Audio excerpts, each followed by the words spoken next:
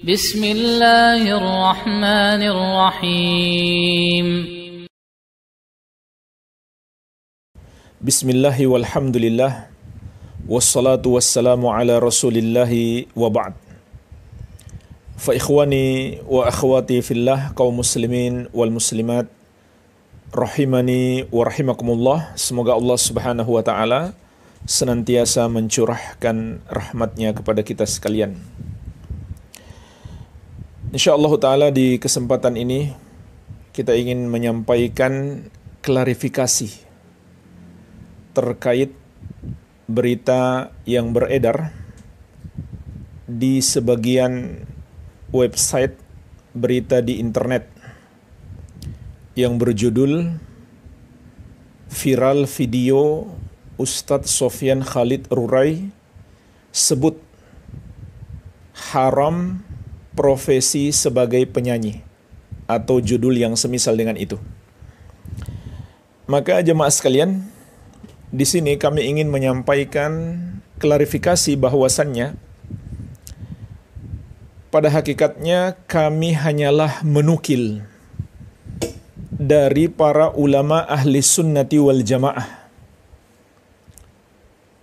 baik ulama dari kalangan 4 madhab yang diakui oleh seluruh kaum muslimin, madhab Hanafi, madhab Maliki, madhab Syafi'i, dan madhab Hambali, maupun para ulama selain mereka.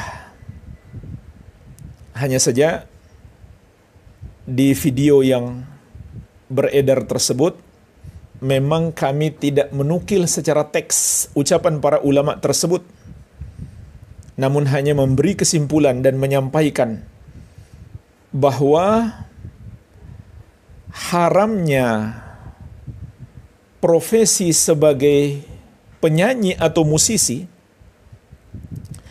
itu berdasarkan dalil Al-Quran dan Al-Hadis dan penjelasan bahkan kesepakatan seluruh ulama 4 madhab maupun para ulama yang lainnya. Maka di kesempatan ini kami ingin membuktikan bahwa apa yang kami katakan tersebut bukan semata-mata pendapat pribadi kami atau hasil ijtihad yang baru kami ada-adakan, tidak. Kami walhamdulillah selalu berusaha untuk mengikuti dalil Al-Quran dan Sunnah dan pendapat-pendapat ulama terdahulu, terutama kalau bicara masalah fikih, para ulama 4 madhab, baik Hanafi, Maliki, Syafi'i maupun Hambali. Di kesempatan ini insyaallah kita ingin menyebutkan secara ringkas dan kita bagi dalam 3 permasalahan. Permasalahan yang pertama tentang hukum nyanyian dan profesi sebagai penyanyi atau musisi menurut Al-Quran dan Hadis dan keterangan-keterangan para ulama Islam, para ulama ahli sunnati wal jamaah, terutama dari 4 madhab. Permasalahan yang kedua tentang hukuman yang diberikan oleh kaum muslimin sejak masa generasi salaf, masa sahabat, tabi'in dan tabi'ut tabi'in, masa awal umat Islam. Kemudian permasalahan yang ketiga, nukilan teks dari ulama 4 madhab yang di situ juga ada penyebutan tentang status budak yang berprofesi sebagai penyanyi. Jadi inilah jemaah sekalian 3 permasalahan yang ingin kita klarifikasi. Yang pertama adalah terkait dengan hukum nyanyian dan musik dan hukum berprofesi sebagai penyanyi atau musisi. Maka ini hukumnya haram berdasarkan dalil-dalil Al-Quran dan Sunnah dan keterangan-keterangan para ulama dari 4 madhab. Bahkan di sebagian permasalahan yang akan kita sebutkan nanti ada kesepakatan ulama Nggak lagi berbeda pendapat ulama terdahulu, ulama beneran dari 4 madhab yang mendalam ilmunya. Kita lihat dalil dari Al-Quran diantaranya firman Allah Subhanahu wa ta'ala, wastafziz man istata'ta minhum bisautik, dan hasunglah wahai setan kepada siapa saja yang kamu sanggupi dengan suaramu. Surat Al-Isra ayat ke-64. Ayat ini menjelaskan kepada kita salah satu cara setan menjerumuskan manusia dalam kesesatan adalah dengan menggunakan suaranya. Pertanyaannya jemaah sekalian, apa yang dimaksud dengan suaranya? Di antara penafsiran suara setan itu adalah nyanyian. Sebagaimana disebutkan oleh Al-Imam Ibnu Katsir rahimahullah dalam tafsir beliau juz ke-5 halaman 86 dari imam besar ahli tafsir generasi tabi'in. Generasi tabi'in mempelajari tafsir dari sahabat. Sahabat mempelajari tafsir dari Rasulullah sallallahu alaihi wasallam. Maka Imam Mujahid rahimahullah mengatakan yang dimaksud dengan suara setan adalah al-lahwi wal gina, permainan yang melalaikan dan nyanyian. Allah Subhanahu wa ta'ala juga berfirman, wa minan nasi may yashtari lahwal hadithi liyudilla an sabilillahi bighairi ilmi wa yattakhidhaha huzwa ulaika lahum adzabum muhin. Dan di antara manusia ada orang-orang yang mempergunakan perkataan yang sia-sia, ucapan yang tidak berguna. Untuk apa? Untuk menyesatkan manusia dari jalan Allah tanpa dasar ilmu dan menjadikan jalan Allah itu olok-olokan mereka. Mereka itu akan memperoleh azab yang menghinakan. Ayat ini berbicara tentang golongan yang akan mendapatkan azab yang menghinakan karena di antara perbuatan mereka adalah menyesatkan manusia dengan ucapan sia-sia atau perkataan yang tidak berguna. Sahabat yang mulia Ibnu Mas'ud radhiyallahu anhu, murid Rasulullah sallallahu alaihi wasallam, belajar Al-Qur'an dan tafsirnya langsung dari Rasulullah sallallahu alaihi wasallam, menjelaskan kepada kita di antara tafsir ucapan yang sia-sia atau perkataan yang tidak berguna itu adalah al-ghina, nyanyian. Bahkan beliau bersumpah sebanyak 3 kali, wallahilladzi la ilaha illa huwa, demi Allah yang tidak ada satupun berhak disembah kecuali Dia. Imam At-Tabari dalam tafsir beliau juz ke-21 halaman 39, begitu pula Ibnu Katsir dalam tafsir beliau juz ke-6 halaman 330 menyebutkan riwayat ini. Ibnu Mas'ud radhiyallahu anhu bersumpah 3 kali. Yang dimaksud dengan ucapan sia-sia atau perkataan yang tidak berguna yang Allah larang dalam ayat tersebut adalah nyanyian. Ibnu Katsir rahimahullah di halaman 331 dari juz ke-6 juga berkata, wa kadza qala Ibnu Abbasin wa Jabir wa Ikrimah wa Sa'id bin Jubair wa Mujahid wa Makhul wa Amr bin Syuaib wa Ali bin Badimah. Penafsiran yang sama kata beliau juga dikatakan oleh Ibnu Abbas, Jabir, Ikrimah, Sa'id bin Jubair, Mujahid, Makhul, Amr bin Syuaib, Ali bin Badimah. Ini tokoh-tokoh ulama ahli tafsir dari generasi pertama umat Islam, sahabat tabi'in. Wa qala Al-Hasan Al-Basri, dan berkata Imam Al-Hasan Al-Basri, ini masih dalam tafsir Ibnu Katsir, unzilat hadhil ayah wa minan nasi may yashtari lahwal hadithi liyudilla an sabilillahi bighairi ilmin. Dan di antara manusia ada yang mempergunakan ucapan sia-sia untuk menyesatkan dari jalan Allah tanpa ilmu. Fil ghina wal mazamir. Ayat ini turun berbicara tentang nyanyian dan alat-alat musik. Itulah yang dimaksud menyesatkan manusia dengan tanpa ilmu. Ini dalil-dalil dari Al-Quran dan keterangan para ulama dari generasi awal Islam. Adapun dari hadis juga sangat banyak. Di antaranya diriwayatkan Imam Al-Bukhari secara mu'allaq dan Abu Daud secara mausul dari sahabat yang mulia Abu Malik Al-Asy'ari radhiyallahu anhu. Rasulullah sallallahu alaihi wasallam bersabda, "La yakunanna aqwamun min ummati yastahilluna al-hira wal harira wal khamra wal ma'azif." Sungguh benar-benar kata Nabi sallallahu alaihi wasallam, akan ada segolongan dari umatku yang menghalalkan sesuatu yang haram. Apa itu? Ada 4 di sini kata Nabi sallallahu alaihi wasallam. Yang pertama zina, yang kedua sutra, bagi laki-laki hukumnya haram, yang ketiga khamar, yang keempat alat-alat musik. Subhanallah jemaah sekalian, lihatlah bagaimana Nabi sallallahu alaihi wasallam menyamakan atau menyebutkan secara bersamaan keharaman zina dan khamar yang sudah jelas-jelas haram bersama dengan alat-alat musik. Dalam riwayat yang lain yang dikeluarkan oleh Imam Ibnu Majah, juga dari sahabat yang mulia Abu Malik Al-Asy'ari radhiyallahu anhu, dan terdapat dalam kitab Al-Mishkah nomor hadis 4292. Rasulullah sallallahu alaihi wasallam mengatakan, "La yashrabanna nasun min ummati al-khamra yusammunaha bi ghairi ismiha." Sungguh akan ada segolongan manusia dari kalangan umatku yang minum khamar. Mereka namakan khamar itu bukan dengan namanya yang sebenarnya.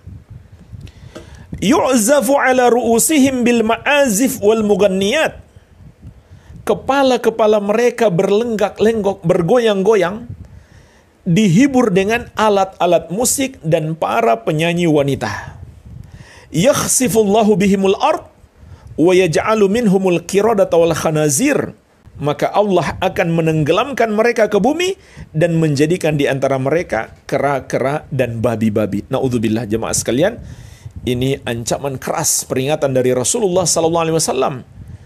Umat yang minum khamar, begitu pula menikmati alat-alat musik dan suara para penyanyi, termasuk para musisi dan para penyanyi tersebut, mereka akan ditenggelamkan ke dalam bumi dan di antara mereka akan dijadikan kera-kera dan babi-babi. Maka jemaah sekalian, ini ancaman keras, kita harus takut. Keluar dari lisan Rasulullah sallallahu alaihi wasallam yang tidak mungkin berkata kecuali wahyu yang disampaikan kepada beliau. Oleh karena itu jemaah sekalian, tatkala kita menasihati saudara kita, janganlah kamu bermain musik, janganlah kamu berprofesi sebagai penyanyi. Itu tanda benci atau tanda cinta? Tentu itu adalah tanda cinta kita kepadanya, supaya dia selamat dari perbuatan dosa di dunia, selamat dari azab di dunia, dan yang paling penting adalah selamat dari azab setelah kematian. Azab kubur, azab di hari kebangkitan, dan azab neraka. Kalau kita biarkan saja, padahal kita tahu hukumnya haram, kita diam saja, maka bagaimana saudara kita bisa tahu jamaah sekalian? Bagaimana kita bisa menyelamatkan dia dari perbuatan dosa itu?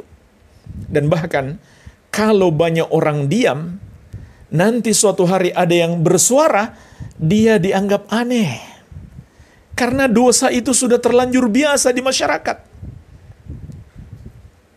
Dalil Al-Quran sangat banyak, hadis sangat banyak, ucapan-ucapan ulama melimpah ruah. Bahkan sepakat ulama akan haramnya musik dan haramnya upah penyanyi. Tapi hari ini karena orang tidak tahu, tidak membaca, ketika ada yang mengatakan profesi penyanyi, profesi musisi itu haram, mereka kaget. Bahkan mereka tidak mau menerima. Lebih parah lagi, mereka membuli dan menjatuhkan kehormatan seorang muslim, bahkan seorang ustadz.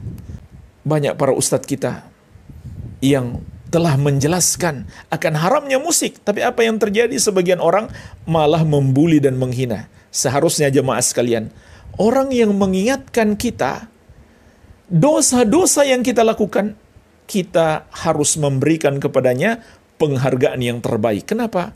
Orang inilah yang paling sayang kepada kita. Karena dia ingin kita selamat, karena dia tidak ingin kita terjerumus dalam dosa.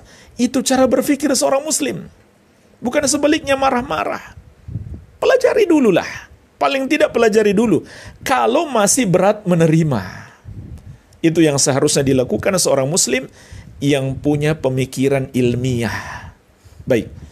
Mari kita lihat nukilan kesepakatan ulama bukan lagi perbedaan pendapat. Kalau kita sering mendapatkan dalam buku-buku fikih, ulama seringkali berbeda pendapat. Tapi dalam masalah ini ulama sepakat. Saya akan nukilkan dua saja. Keduanya dari ulama bermadhab Syafi'i. Karena di negeri kita, konon kabarnya, mayoritas umat Islam bermadhab Syafi'i. Mari kita lihat nukilan kesepakatan seluruh ulama Islam, baik ulama 4 madhab maupun yang lainnya, tentang masalah nyanyian dan musik ini. Imam Ibnu Hajar Al-Haytami, salah seorang imam yang disegani dalam madhab Syafi'i. Dalam kitab beliau, Ar-Ri'a an Muharramatil Lahwi Was-Sama', halaman 118. Beliau mengatakan, Al-awtar wal ma'azif kat-tunbur wal ud was-sonj. Senar-senar yang biasa digunakan di gitar, kecapi dan semisalnya.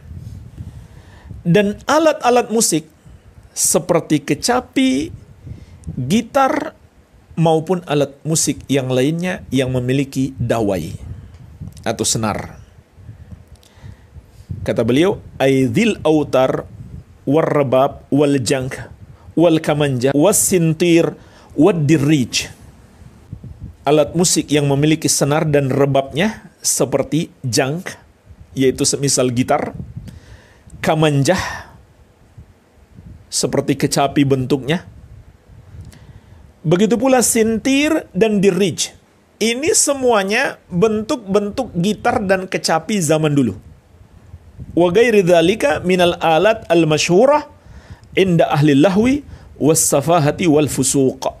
Dan alat-alat musik selain itu yang masyhur digunakan oleh orang-orang yang suka dengan kesia-siaan, kebodohan, dan kefasikan. Jadi beliau sebutkan dulu, ini alat-alat musik. Hukumnya apa? Wa hadhihi kulluha muharramatun bila khilafin.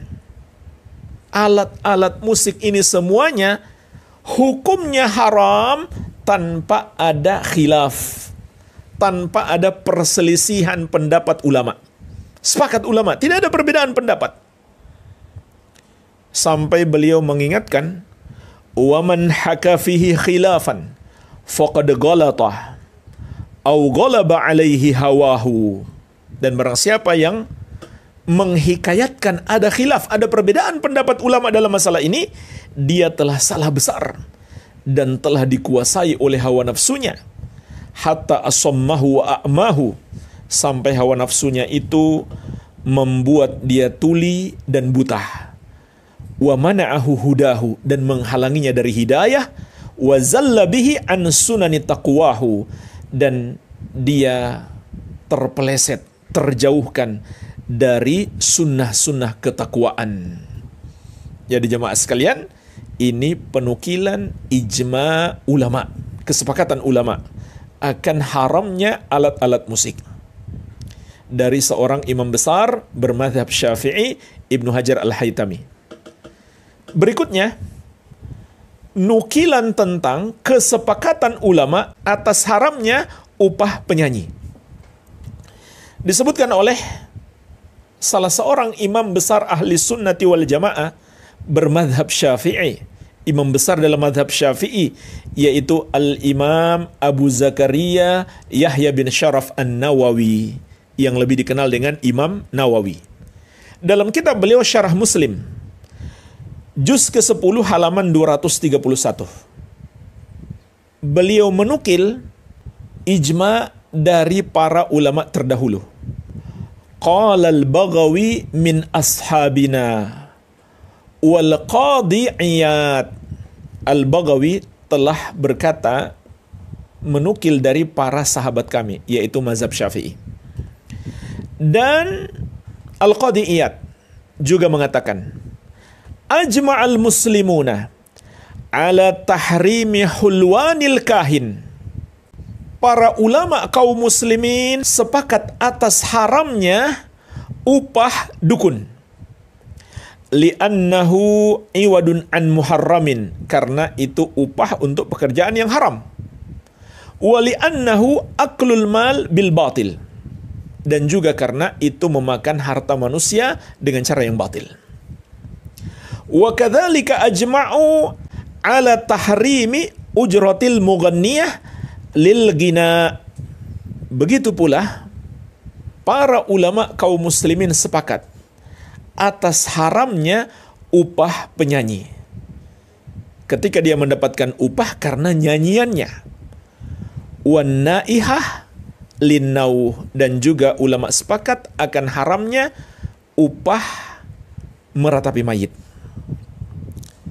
Jadi jemaah sekalian, dalam nukilan ini Imam Nawawi rahimahullah menyebutkan dari para ulama terdahulu, ijma ulama, sepakat ulama tentang beberapa pekerjaan yang haram. Pertama, dukun. Jadi nggak mungkin ada dukun syariah ya. Dukun putih, tidak mungkin. Itu semua adalah kedustaan. Ulama dari seluruh mazhab sepakat haramnya upah dukun, haramnya profesi dukun. Yang kedua, haramnya upah penyanyi.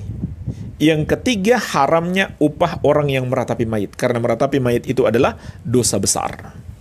Jadi inilah jemaah sekalian, satu di antara banyaknya nukilan kesepakatan ulama terdahulu, ulama Islam yang betul-betul mendalam ilmunya, atas haramnya upah penyanyi dan haramnya alat-alat musik. Maka sekali lagi kita tegaskan klarifikasi ini bahwa pendapat itu bukan pendapat pribadi kami, melainkan hanya menyimpulkan nukilan dari para ulama terdahulu. Baik, ini permasalahan yang pertama. Permasalahan yang kedua, tentang hukuman bagi para penyanyi di masa generasi salaf. Saya batasi di generasi sahabat, generasi terbaik Islam. Ada dua riwayat saja yang ingin saya sampaikan di sini. Yang pertama dari sahabat yang mulia Abu Bakar As-Siddiq radhiyallahu anhu. Sahabat terbaik Nabi Muhammad SAW, murid terbaik, ulama yang paling berilmu dari umat Nabi Muhammad SAW seluruhnya, dan orang yang sudah dijamin masuk surga. Abu Bakar As-Siddiq radhiyallahu anhu. Dalam hadis yang diriwayatkan Al-Bukhari dan Muslim, diriwayatkan Al-Bukhari dan Muslim berarti riwayatnya yang paling sahih. Ummul Mukminin Aisyah radhiyallahu anha bercerita, dakhala Abu Bakrin wa indi jariyatani min jawaril ansar tughanniyani bima taqawalatil ansar yauma bu'ats. Ayahku Abu Bakar masuk, dan ketika itu bersamaku ada dua orang anak kecil perempuan dari kalangan kaum Ansar, sedang bersenandung syair kaum Ansar dalam perang Bu'ats. Qalat, lalu kata Aisyah radhiyallahu anha, walaysata bimughanniyatain, dan kedua anak kecil perempuan itu bukanlah penyanyi, bukanlah berprofesi sebagai penyanyi. Faqala Abu Bakrin, maka Abu Bakar pun berkata, amazamirus syaitan fi baiti Rasulillah sallallahu alaihi wasallam? Apakah ada mazamir syaitan di rumah Rasulullah sallallahu alaihi wasallam? Maksudnya beliau mencerca, mencela, memarahi putrinya. Kenapa kamu biarkan ada mazamirnya setan di rumah Rasulullah sallallahu alaihi wasallam? Disebutkan dalam riwayat yang lain, fantaharani, Abu Bakar mencela aku. Di riwayat yang lain lagi, fantaharahuma, beliau juga mencela dua anak perempuan itu. Aisyah dicela karena membiarkan dua anak perempuan itu dicela karena menyanyi. Kata Aisyah radhiyallahu anha, "Wa dzalika fi yaumi idin." Dan itu terjadi pada hari raya. Faqala Rasulullah sallallahu alaihi wasallam, maka Rasulullah sallallahu alaihi wasallam bersabda, "Ya Abu Bakrin, inna likulli qaumin 'idan wa hadza 'iduna." Wahai Abu Bakar, sesungguhnya setiap kaum memiliki hari raya dan ini hari raya kita. Disebutkan dalam riwayat yang lain, jariyatani tal'abani biduffin. Dua orang anak perempuan itu bermain rebana. Inilah jemaah sekalian hadisnya.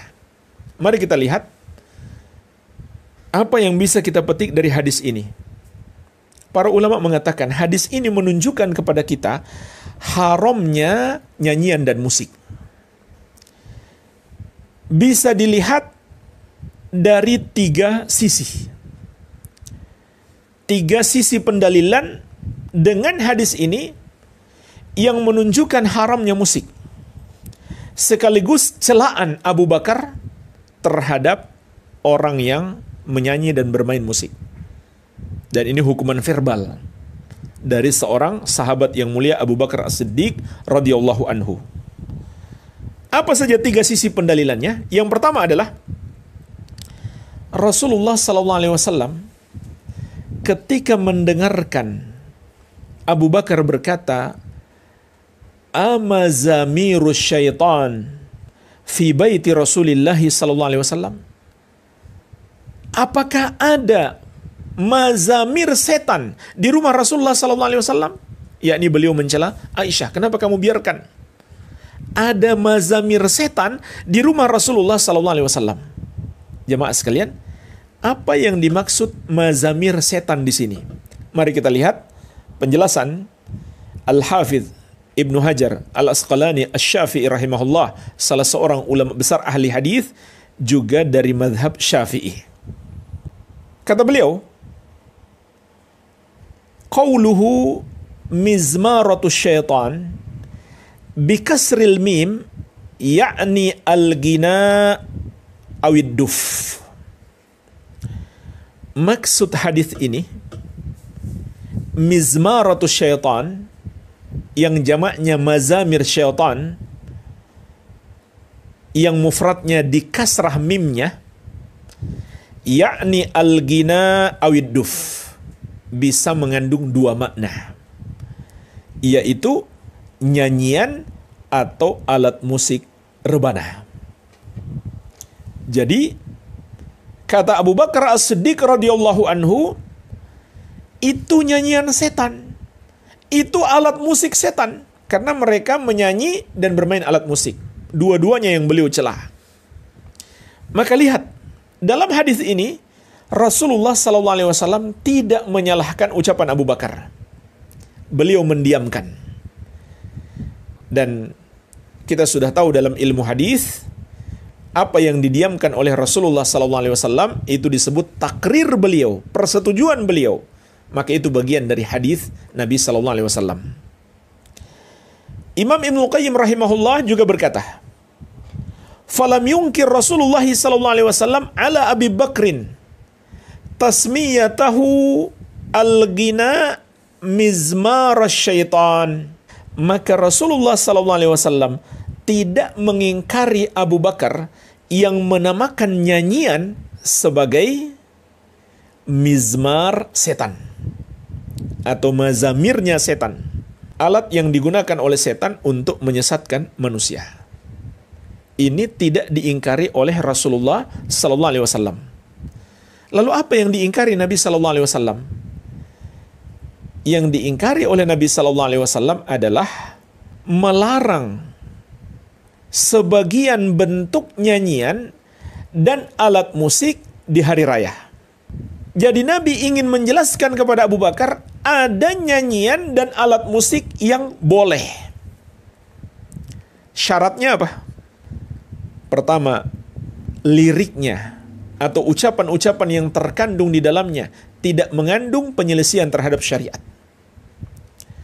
Yang kedua, dinyanyikan oleh anak kecil perempuan yang belum balik. Yang ketiga, di hari raya. Bukan dijadikan sebagai kegiatan setiap hari, apalagi berprofesi sebagai penyanyi atau musisi. Dan yang keempat, satu-satunya alat musik yang dibolehkan ketika itu adalah duf, rebana. Itu pun kata para ulama, rebana murni. Rebana yang nggak ada kering-keringnya di samping. Jadi ini yang diingatkan oleh Nabi SAW kepada Abu Bakar. Adapun selain itu, beliau membenarkan ucapan Abu Bakar, itu adalah mazamirnya setan. Nyanyian dan alat musik setan. Ini sisi yang pertama. Sisi yang kedua, hadis ini juga menunjukkan Abu Bakar telah mengetahui sejak sebelum itu bahwa nyanyian dan musik diharamkan. Sebagaimana dijelaskan oleh Al-Hafidz Ibnu Hajar Al-Asqalani Asy-Syafi'i rahimahullah, fatawajjaha lahul inkar ala ibnatihi min hadhil awjuh mustashiban lima taqarrara indahu min man'il ghina wal lahwi. Abu Bakar mengingkari putrinya berdasarkan sisi-sisi ini karena dia telah mengetahui sebelumnya bahwa dilarang bernyanyi dan melakukan hal-hal yang sia-sia. Jadi hadis ini menunjukkan Abu Bakar sebelumnya sudah tahu. Makanya ketika datang beliau langsung larang. Kalau beliau belum mengetahui itu terlarang, tentu beliau tidak akan melarang. Karena beliau, para sahabat itu bertindak berdasarkan ilmu.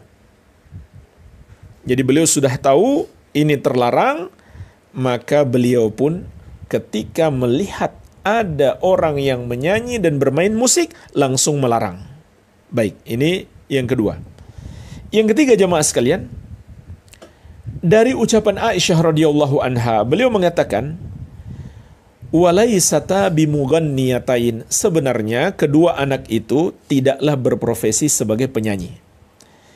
Maka Ibnu Hajar memberikan komentar, wastadalla jama'atun minas sufiyah bihadithil bab ala ibahatil ghina wa sama'ihi bi alatin wa bi ghairi alatin. Sebagian dari golongan sufiyah tasawuf tarekat berdalil dengan hadis ini atas bolehnya nyanyian dan boleh pula mendengarkannya, apakah dengan menggunakan alat musik atau tanpa alat. Maka kata beliau, wa yakfi fi raddi dzalika tasrihu Aisyah fil hadits alladhi fil bab ba'dahu biqauliha wa laysata bimughanniyatain. Maka cukup untuk membantah mereka penegasan Aisyah radhiyallahu anha dalam hadis pada bab ini, yaitu ucapan beliau setelah itu bahwa kedua anak kecil perempuan tersebut bukanlah penyanyi. Jadi beliau menafikan bolehnya nyanyian dengan ucapan ini. Maka kata Al-Hafidz Ibnu Hajar, ini sekaligus bantahan kepada sebagian, gak semuanya, golongan sufiyah. Ditambah lagi dengan dalil-dalil yang telah kita sebutkan di awal tadi. Baik. Jadi kesimpulannya jemaah sekalian, ini adalah hadis yang menjelaskan tentang haramnya musik sekaligus hukuman verbal yang diberikan oleh Abu Bakar As-Siddiq radhiyallahu anhu kepada dua orang anak perempuan yang menyanyi itu, dan juga kepada putrinya Aisyah radhiyallahu anha yang membiarkan kedua anak perempuan tersebut. Ini riwayat yang pertama. Riwayat yang kedua dari Aisyah radhiyallahu anha, dikeluarkan oleh Imam Al-Bukhari dalam kitab beliau Al-Adabul Mufrad, juga Al-Baihaqi dalam Sunan Al-Kubra. Annaha ra'at mughanniyan yughanni fi baiti banati akhiha. Bahwasannya Aisyah radhiyallahu anha melihat seorang penyanyi bernyanyi di rumah ponakannya, di rumah ponakan perempuannya. Famarrat bihi Aisyah radhiyallahu anha fara'athu yataghanna wa yuharriku ra'sahu taraban. Maka Aisyah radhiyallahu anha pun melewati penyanyi itu, melihatnya sedang bernyanyi dan sedang menggerak-gerakkan kepalanya sambil berdendang. Wa kana dha sya'rin kathirin, dan orang itu gondrong. Faqalat Aisyah radhiyallahu anha, maka Aisyah radhiyallahu anha mengatakan, uffin syaitanun akhrijuhu akhrijuhu. Uff, itu setan, keluarkan dia, keluarkan dia. Fa akhrajuhu, maka keluarga Aisyah radhiyallahu anha mengeluarkan orang tersebut. Jamaah sekalian, ini hukuman verbal sekaligus hukuman fisik. Aisyah radhiyallahu anha mencela uff. Ini ucapan celaan. Bahkan beliau mengatakan syaitanun, itu adalah setan. Yaitu dia mengikuti sifat-sifat setan. Sebagaimana telah kita jelaskan di awal tadi. Setan menggunakan suaranya untuk menyesatkan manusia. Maksud suaranya adalah nyanyian. Kemudian hukuman secara fisik. Aisyah radhiyallahu anha memerintahkan untuk mengusir orang itu. Maka mereka pun mengusirnya. Inilah jemaah sekalian, dua dari banyaknya riwayat tentang hukuman yang diberikan kepada orang yang menyanyi ataupun bermain musik di masa generasi salaf dahulu. Baik, kita masuk pembahasan yang terakhir. Permasalahan yang ketiga. Ucapan ulama 4 mazhab terkait dengan nyanyian dan musik. Sekaligus ada penyebutan tentang status budak. Kita mulai dari Al-Imam Abu Hanifah. Sebagaimana dinukil oleh Abu Bakar Al-Turtushi dan dinukil pula dari beliau oleh Ibnul Qayyim rahimahumullahu ta'ala. Wa amma Abu Hanifah fa innahu yakrahul ghina wa yaj'aluhu minadz-dzunub. Adapun Abu Hanifah, maka beliau membenci nyanyian dan beliau hukumi nyanyian itu termasuk dosa. Wa kadzalika madhhabu ahli al-Kufah, Sufyan wa Hammad wa Ibrahim wa Sya'bi wa ghairihim, la ikhtilafa bainahum fi dzalik wa la na'lam khilafan aidan baina ahli al-Basrah fil man'i minhu. Demikian pula ini merupakan madhabnya ulama Kufah, Imam Sufyan, Hammad, Ibrahim, Asy-Sya'bi dan selain mereka. Tidak ada perbedaan pendapat di kalangan mereka. Demikian pula kita tidak mengetahui perbedaan di kalangan ulama Basrah melarang nyanyian. Baik, ini pertama, Imam Abu Hanifah. Dan masih banyak lagi nukilan-nukilan dari beliau dan dari ulama madhab Hanafi. Yang kedua, Imam Malik rahimahullah. Imamnya madhab Maliki, imamnya kota Madinah, gurunya Imam Syafi'i, guru terbaik Imam Syafi'i. Maka beliau berkata, idza ishtara jariyatan fawajadaha mughanniyah kana lahu an yaruddaha bil aib. Apabila seseorang membeli seorang budak, lalu ternyata budak itu seorang penyanyi, maka dia boleh membatalkan transaksinya, mengembalikan budak itu. Kenapa? Karena memiliki aib. Jemaah sekalian, di sini kita bisa memetik pelajaran bahwa dulu yang biasa menjadi penyanyi adalah para budak. Dan tatkala diketahui budak itu penyanyi, maka dia memiliki aib. Dan mereka tidak mau membeli budak seperti itu. Wa su'ila Malik rahimahullah amma yurakhis fihi ahlul Madinah minal ghina. Imam Malik juga pernah ditanya tentang apa yang diizinkan oleh sebagian penduduk Madinah berupa nyanyian. Ada bentuk nyanyian yang mereka izinkan. Faqal, maka Imam Malik berkata, innama yaf'aluhu indana al-fusaq. Hanyalah yang suka bernyanyi di tengah penduduk masyarakat kami itu adalah orang-orang fasik, orang-orang yang suka berbuat dosa. Berikutnya yang ketiga, Al-Imam Asy-Syafi'i, Abu Abdullah Muhammad bin Idris Asy-Syafi'i, imamnya madhab Syafi'i, yang katanya kita orang Indonesia bermadhab Syafi'i.